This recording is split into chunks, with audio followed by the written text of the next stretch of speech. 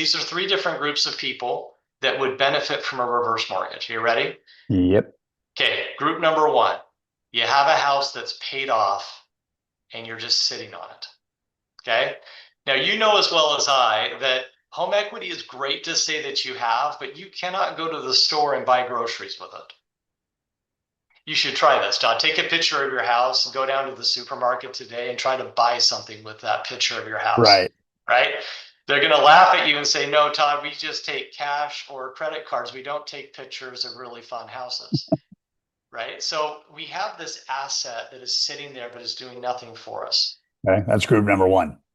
Right. So if you do a reverse mortgage and you're in this group, you're going to open up a line of credit. Now, what is different with the reverse line of credit than a HELOC? Well, a HELOC is going to be Home equity line of credit for home people that equity don't line of know. Yeah. credit. Thank you. That is going to be a loan that as you take money out, you have to make payments back on it. Okay. So as you're drawing money out, the cash flow that you have on a month-to-month basis can be affected. The sad thing about HELOCs is they can be frozen on you. As you know, Right. 2009 and 10, a lot of people that had these, they were frozen because the market value wasn't there for their house anymore. And so they lost the ability to use it. Also, if your house burns down, do you have access to that home equity line of credit anymore? Okay. With a reverse mortgage, if you have a line of credit, the first thing you need to know is that that line of credit has a growth rate and it builds and it grows through time. That is awesome.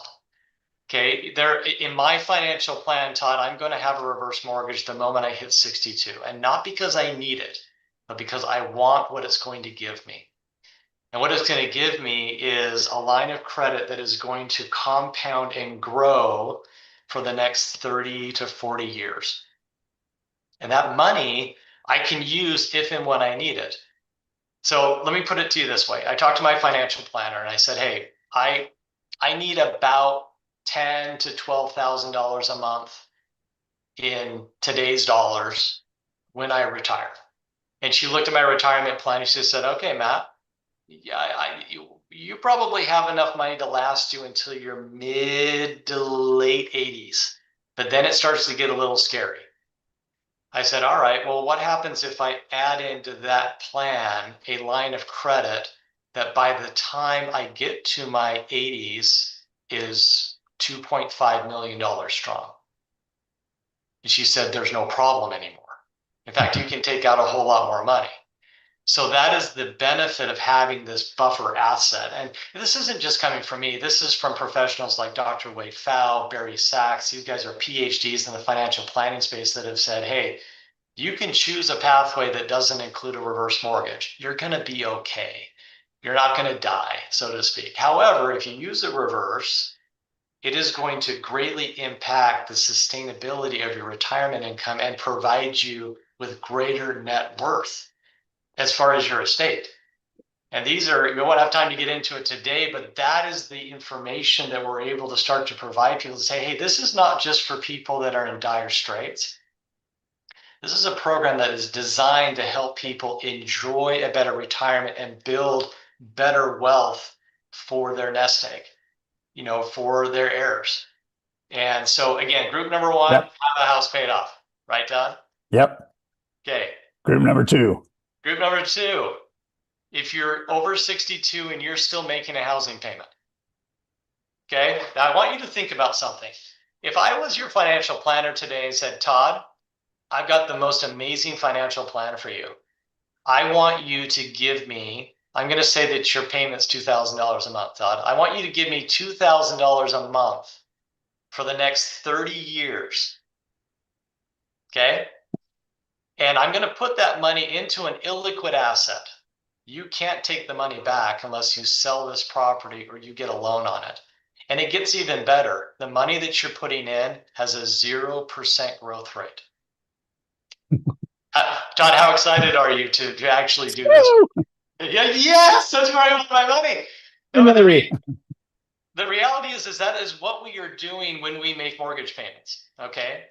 And I tell people all the time, look, there is nothing wrong with the pathway that you're on with your 2% interest rate, making your monthly mortgage payment.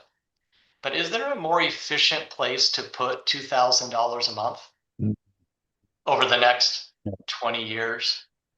That could be doing something for you. And of course, everyone shakes their head and says yes, right? Because that money could go with a financial planner. It could be building wealth. It could be going into buying long-term care insurance, which a lot of people need or should have because they're going to need it. They can be used just to enjoy a better life and better retirement. But stop making a mortgage payment with it, in a vehicle where you can't take the money back.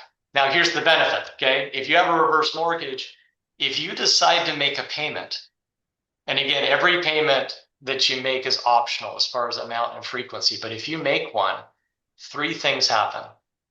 First, your loan balance will drop by whatever you paid. Second, dollar for dollar, that money goes into your line of credit where it's liquid and growing for you. And right now, growing at about 7%.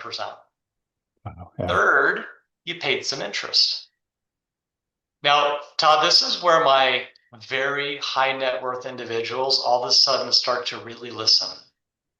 What I'm about to teach you, and there's a huge asterisk next to this. I'm not a CPA, and I'm not giving you tax advice today. Okay? No, nor is fuel representing that Matt is any of that. Correct. But what I want you to think about is the power of stacking deductions. Mm. Okay? If you have a reverse mortgage balance, and that balance you don't make a payment on for a few years, and that balance increases, and let's say that it increases by about $100,000, Todd. And let's say that you have qualified money in a retirement account somewhere. Qualified money means if you take it out, you're going to have to pay taxes on it. Okay? And let's say that you take out $100,000 from a qualified account. Well, normally you're going to get a 1099 tax form that's going to say, Todd, you just took out $100,000. And this is how much money is income that you're going to have to pay taxes on.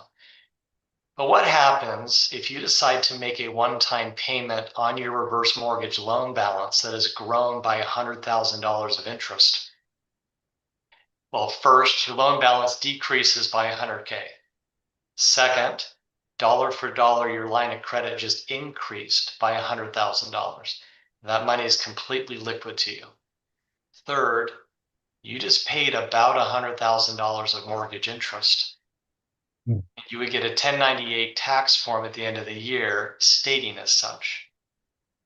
Now, I will let all of you make the connection here between the two. A 1099 that shows income and a 1098 that shows a deduction could potentially be something fun to think about. So that's going to be our second group, right? Love Making it. a payment. Do you have to? Not really. Can you get into a reverse to where it can be more beneficial for you? Absolutely. Yeah.